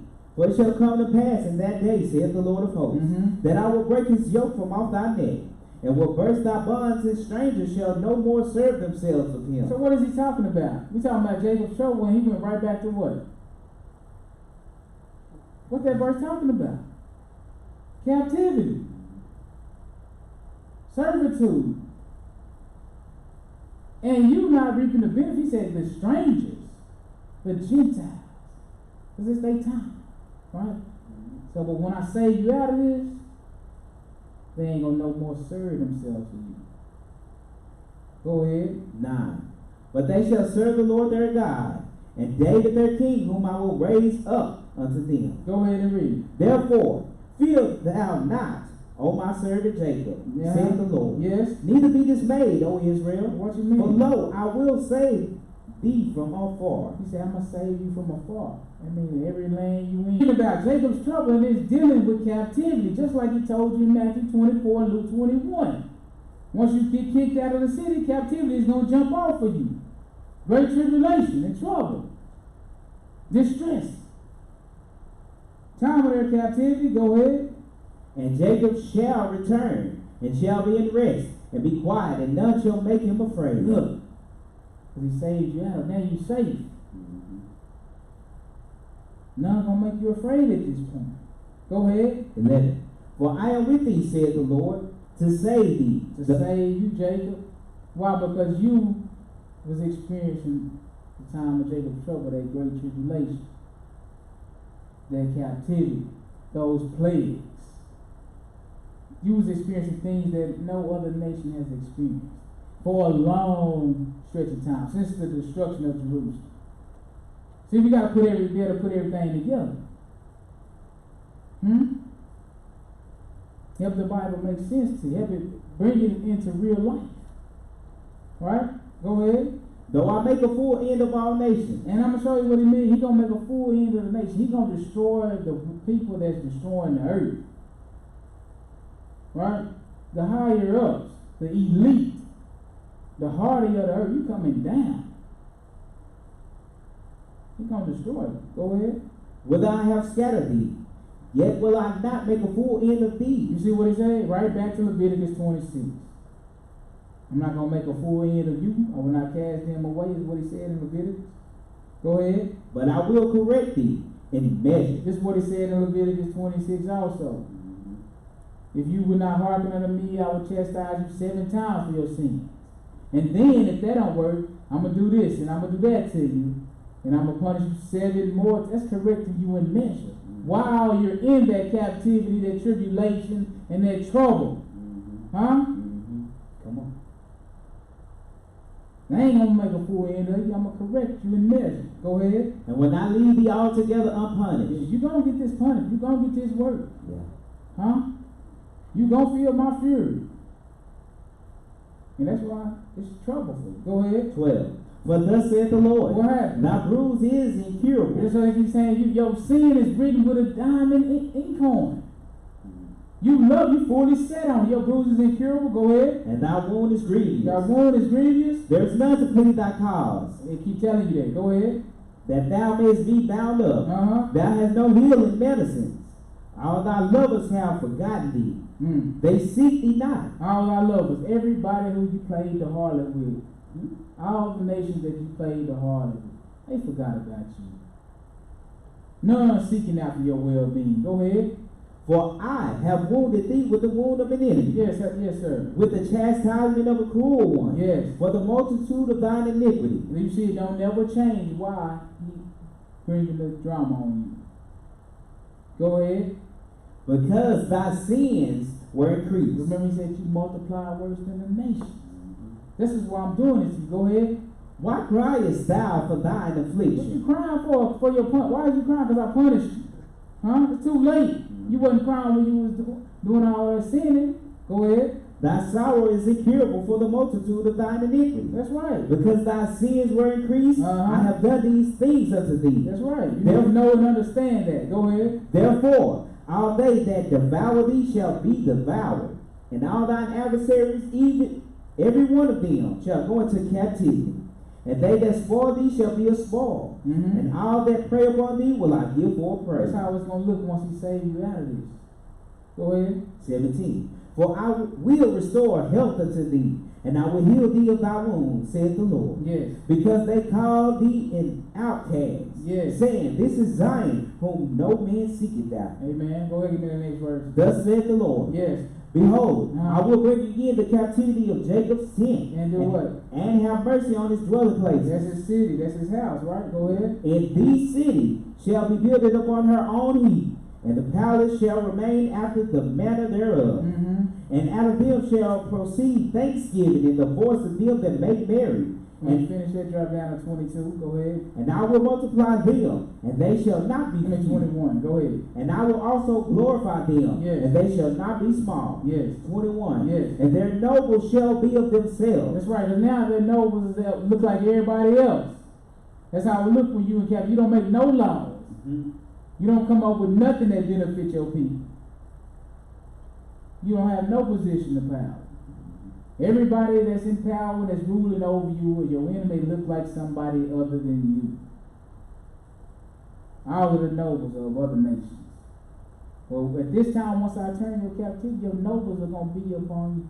They're going to come from you. Huh? What else? And their governor shall proceed from the midst of them. Yes. And I will cause him to draw near. Yes. And he shall approach unto me. For who is this that engaged his heart to approach unto me? Saith the Lord. Drop that, go ahead. And ye shall be my people, and I will be your God. Behold, the whirlwind of the Lord goeth forth with fury, a continuing whirlwind. And because remember, his anger is poured out right now. He told you, these plagues, I will greatly multiply your plagues. They're going to be upon you for a long continuance. Right? That's what he means. He said, behold, the whirlwind of the Lord goeth forth with fury. A continual whirlwind. So continuous fury poured upon you. Go ahead. It shall fall with pain upon the head of the wicked. Look, this was like seemed like the time we in. Jacob, you wicked. That's why you're getting all this punishment. Come on. What else? 24. The fierce anger of the Lord shall not return. So he's not going to change his mind until what? Until he had done it. And until he had performed the intents of his heart. Until he had performed the intents of his heart. When is we going to recognize this? Go ahead. And the latter days ye shall consider it. It's all consistent. It's all consistent. Time of trouble. Come on. Great tribulation. Jacob's trouble. Yes. It's all one and the same. And it's been going on for a long time. Since the fall of Jerusalem in 70 AD. And it's still going on. See, we can recognize the curse. That's how we point out, that's how we pick ourselves out. When you come into a little knowledge of the truth. Come on. Right? Not knowing the curses is part of your tribulation and trouble, distress. It's the same thing. Come on. It's just detailed out. See, that's how you identify yourself. Deuteronomy 68, 28, 68. You got that. Now realize that's part of Jacob's trouble. That's part of your tribulation and distress. The curses. What else is a curse? Huh? Trouble. And he knows the curses ain't on everybody. They on you, Jacob. You don't even know who you are. He said you're going to consider this in the latter days. Deuteronomy 30th chapter. Matter of fact, let me do 2 Chronicles 7 first. I like that a little bit better to start out with. 2 Chronicles 7. We just got to think. We haven't been thinking. You're reading the scriptures without regurgitating.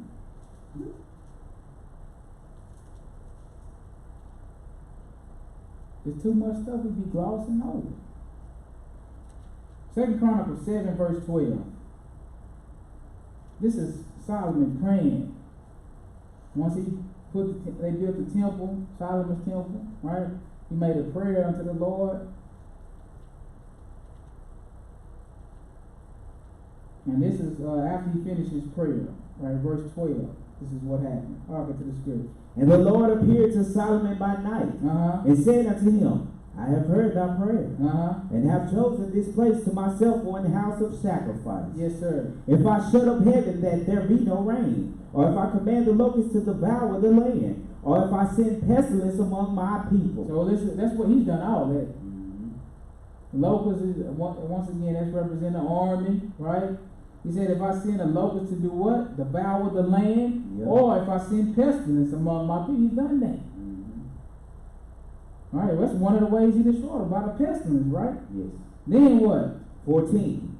If my people, which are called by my name, shall humble themselves and pray and seek my face and turn from their wicked ways. This is all you got to do. It's just like what Leviticus was saying. Humble yourself. Seek my face. Turn from your wicked ways. What'll happen? Then will I hear from heaven and will forgive their sin. That's when He's going to forgive your sin. Go ahead. And will heal their land. Amen. Then I'll heal their land. All right? You got to do all. You got to humble yourself. Seek His face. Pray and turn from your wicked ways. Then He'll heal your land. Right? Deuteronomy 30. Verse 1. Deuteronomy 30 and 1.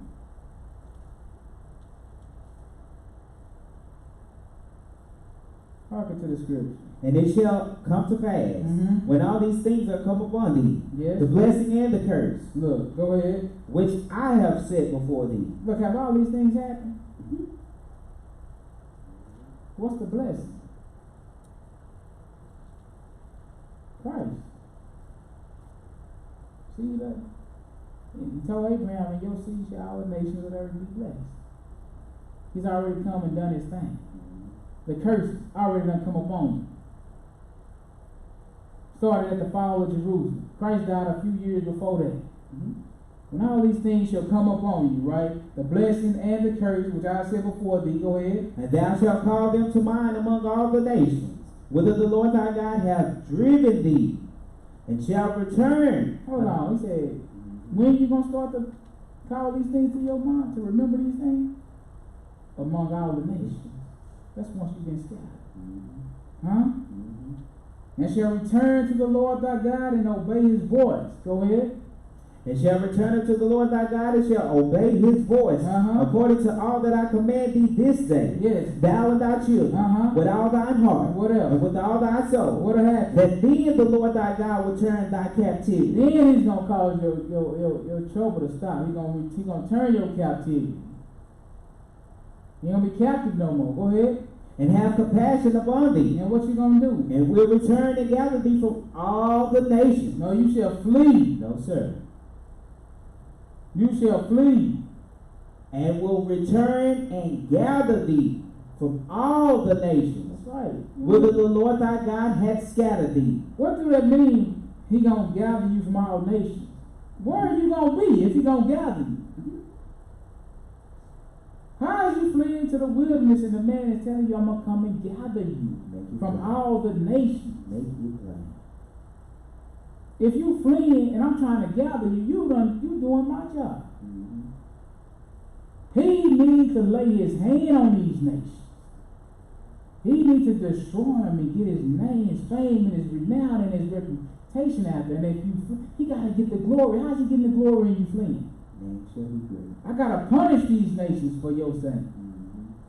Then I'm gonna gather you from all the nations where I have scattered. So he can scatter you and he can't gather you. He needs you to flee. No, sir. He can scatter you, but he needs you to return on foot. No, sir. Take flight.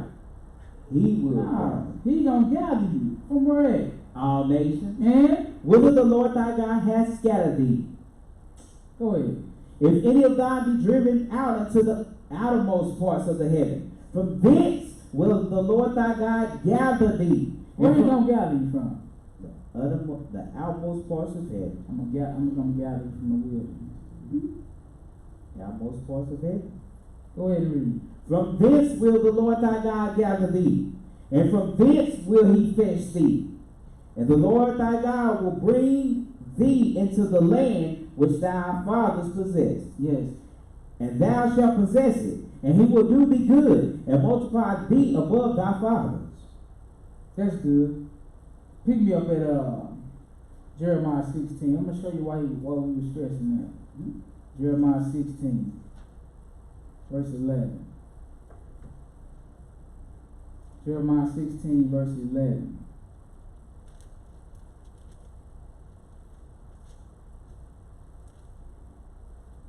Jeremiah 16, verse 11. Hearken to the scripture. Then shalt thou say unto them, Yes, sir. because your fathers have forsaken me, said the Lord, and have walked after other gods, and have served them, and have worshipped them, and have forsaken me, and have not kept my law. And ye have done worse than your fathers. For behold, ye walk everyone after the imagination of his evil heart, Go ahead. that they may not hearken unto me. What verse? You in Jeremiah? Land that ye know not. That's right. Neither. That's how we got here. We didn't know about this land. We came many miles across water. Go ahead. Neither ye nor your fathers. And there ye shall serve other gods, day and night. That's what we've done all the time we've been here. Serve other gods, day and night. Go ahead. Where I would not show you favor. You in trouble. You in tribulation. Ain't no favor from me, from you, to you. Go ahead. 14. Therefore, behold, the days come, saith the Lord, What? that it shall no more be said, the Lord liveth, that brought up the children of Israel out of the land of Egypt. Because that's all we talk about. That's all the book is. That's a big portion of the Bible. That's how he got his name, his fame, and his renown. Off of what he did to the Egyptians. Yes, how he destroyed the land and brought Israel out. When Egypt was the powerhouse. He took them down. And he brought Israel out. But he said, you know what? It's going to come a day when we ain't even going to speak of that no more. What are we going to talk about? 15. But the Lord liveth, that brought up the children of Israel from the land of the north, and from the lands whither he had driven them. And I will bring them again into their land. Look where he's bringing you from. Just like it said in Deuteronomy, wherever I have scattered you. If any be driven into the outmost parts, wherever I scatter, I'm going to come and gather you. This is how he's going to get his name among the Gentiles. Meaning his fame or his reputation, his renown. This is how everybody going to know who the Lord is. Come on. In these last times. In these latter days, right? Come on. And I will bring them again into their land that I gave unto their fathers. How are you going to do that? Behold, I will send for many fishers, said the Lord, and they shall fish them. And after will I send for many hunters, and they shall hunt them from every mountain, and from every hill, and out of the holes of the rocks. Go ahead. For mine eyes are upon all their ways. They are not hid from my face. See, you don't know who you are. You scattered and you hid from yourself, but I know where all y'all are. You're not hid from my face. Go ahead. Neither is their iniquity hid from mine eyes. I saw all your sins. Go ahead. And first I will recompense their iniquity. Well, before I do that, I'm going to pay you back for all your sins. I'm going to repay you for your iniquity. And their sin double. And your sin double. This is what he said. Once he saved you out of this, he's going to do this to the nations. When he take down Babylon, the great, he said he's going to pay her double for all her sins, just as she has rewarded you. But first, you get in the business, and I'm paying you back double. Go ahead. Because they have defiled my land. This is why. They have filled mine inheritance with the carcasses of their detestable and abominable things. Yes.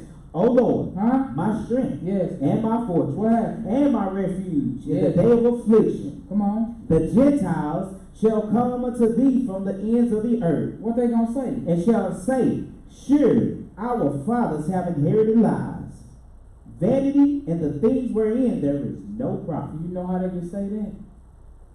Because Israel is gonna be prophesying the truth, even during this time of trouble. You're gonna be witness. During the time of the Gentiles, when they spread out all these lies, you still going to be witnessing the truth about God. Now the Gentiles can come and say, man, we done inherited lies.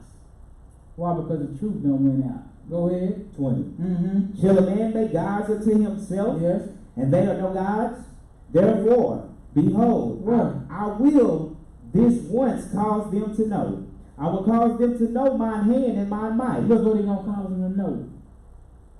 His power, his hand, his might. Yes. He gonna make them know. He can't do that if you flee. He gotta come invade their countries, and he gotta come bring you up out of there by force.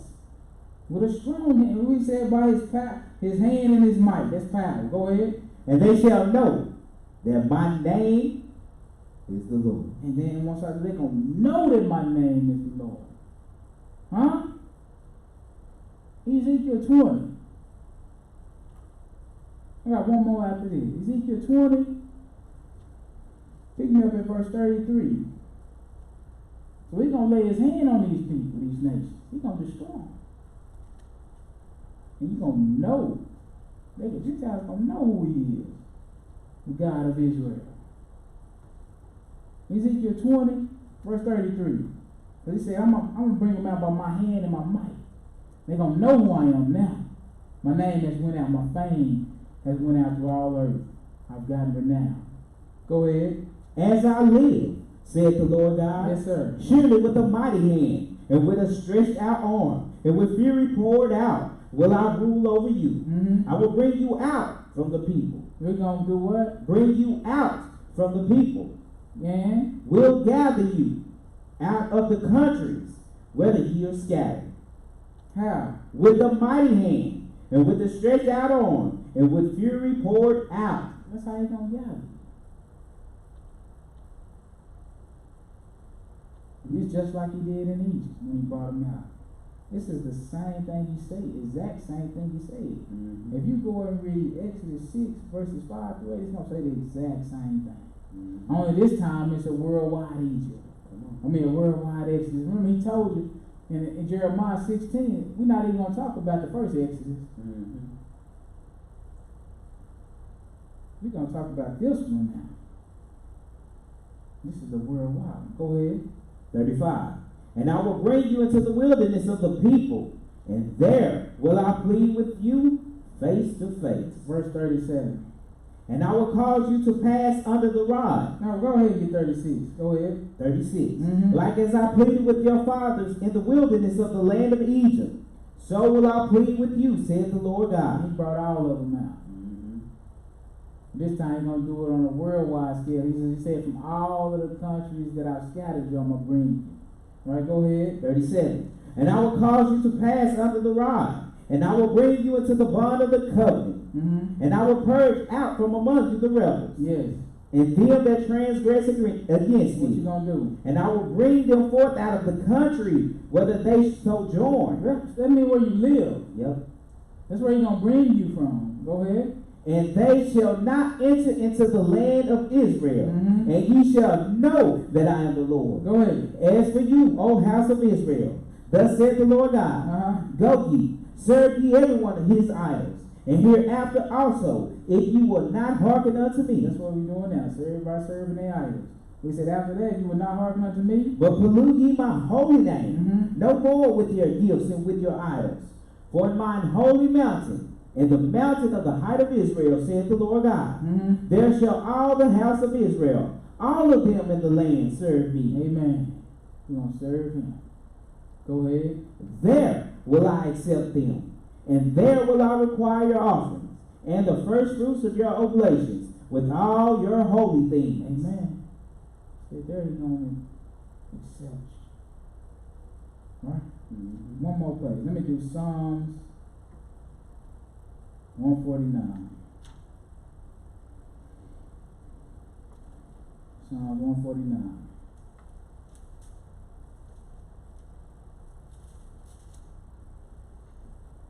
He gonna pay the people back.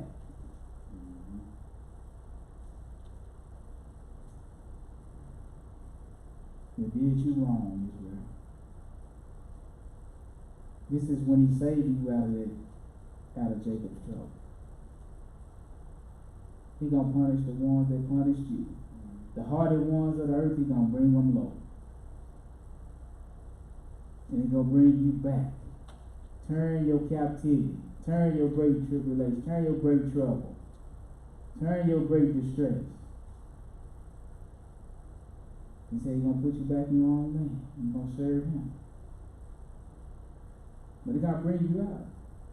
He's gonna bring you out with a strong hand. We're going to look at it real quick. Psalm 149, verse 1. Hearken to the scripture. Praise ye the Lord. Sing unto the Lord a new song. Yes. And his praise in the congregation of saints. Right. Let Israel rejoice in him that made him. Okay. Let the children of Zion be joyful in their king. He's going to be the king of Israel. He said, there you going to serve. He's going to be in the midst of you. This time, you go ahead. 3. Let them praise him in his name in the dance.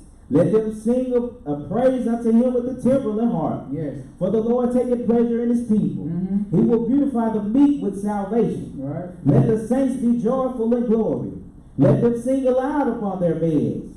Let the praising. Why is he telling us to do all this praising? Come on. Let the high praises of God be in their mouth, and a two-edged sword in their hand, to execute vengeance upon the heathen. Yes. And punishments upon the people. That's right. That's what he's coming to do.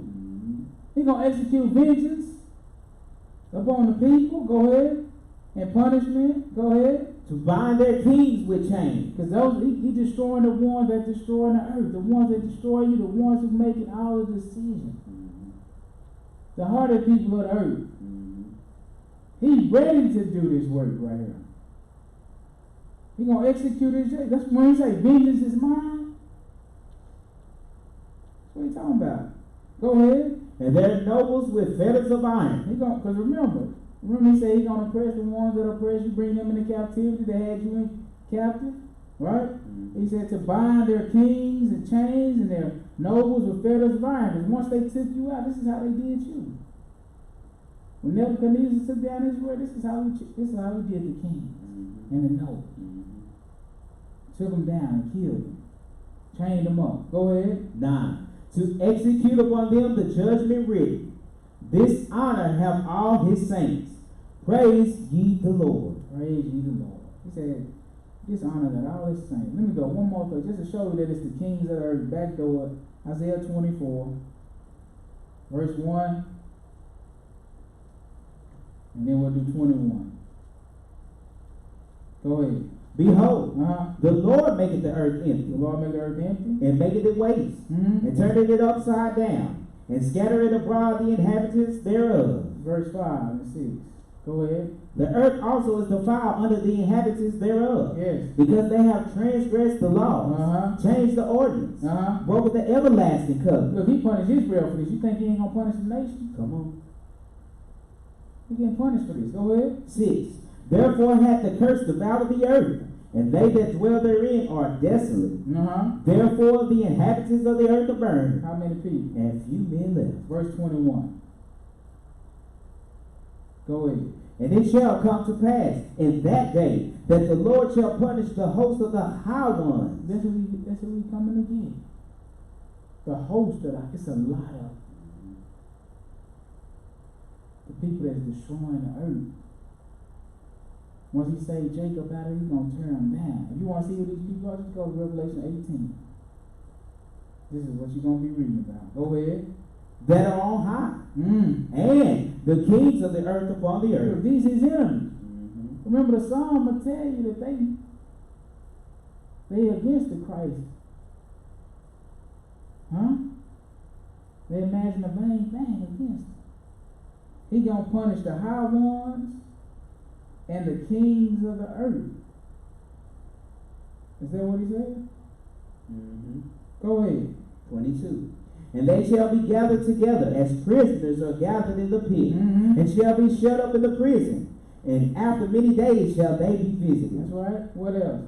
Then the moon shall be confounded, and the sun shamed, when the Lord of hosts shall reign in Mount Zion and in Jerusalem, and before his ancients glorious. That's right. Matthew 24. To show you what we just read. Matthew 24.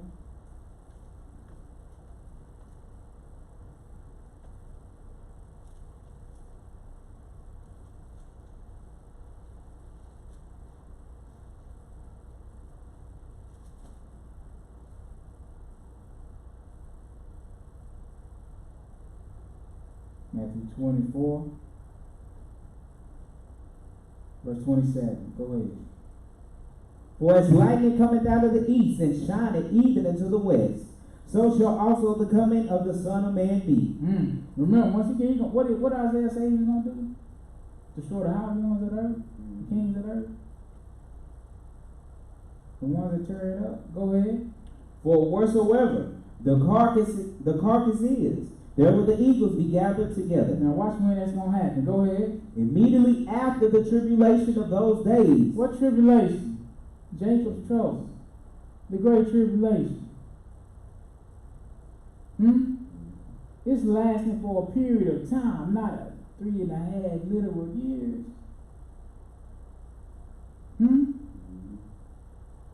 It's lasting from the fall of Jerusalem until the Lord comes back. He didn't tell him not one time in this chapter. Read the whole chapter, and you ain't gonna even see 3.5 years mentioned. Well, look what he said immediately after the tribulation. He coming back. And this is just what we just read. The sun shall be darkened, the moon shall not give her light, and the stars shall fall from heaven. And what else? The powers of the heavens shall be shaken. What's that mean? And then shall appear the sign of the Son of Man in heaven. Then shall appear the sign of the Son coming back. Sign of the Son of Man in heaven. And then shall all the tribes of the earth mourn, and they shall see the Son of Man coming in the clouds of heaven with power and great glory. And what else he gonna do? And he shall send his angels with a great sound of a trumpet, and they shall gather together his elect from the four winds, from one end of heaven to the other. Well, you heard what he said. He gonna send his angels. Remember, Jeremiah said his fishers and hunters. He said he gonna send his angels and do what you say? I didn't hear you. Shall gather together his elect. From where? From the four winds. From one end of heaven to the other. Because he done punished the nations. His fame done went out. He got his respect. Now he gonna gather his people. From one end of the earth to the other. And the time of Gentiles is gonna be fulfilled. Because he's taking down their reign. Because the Gentiles are going to be reigning when he comes. Alright? Their rule is coming to an end. And Jacob's trouble is at the same time. And then Jacob is going to rise.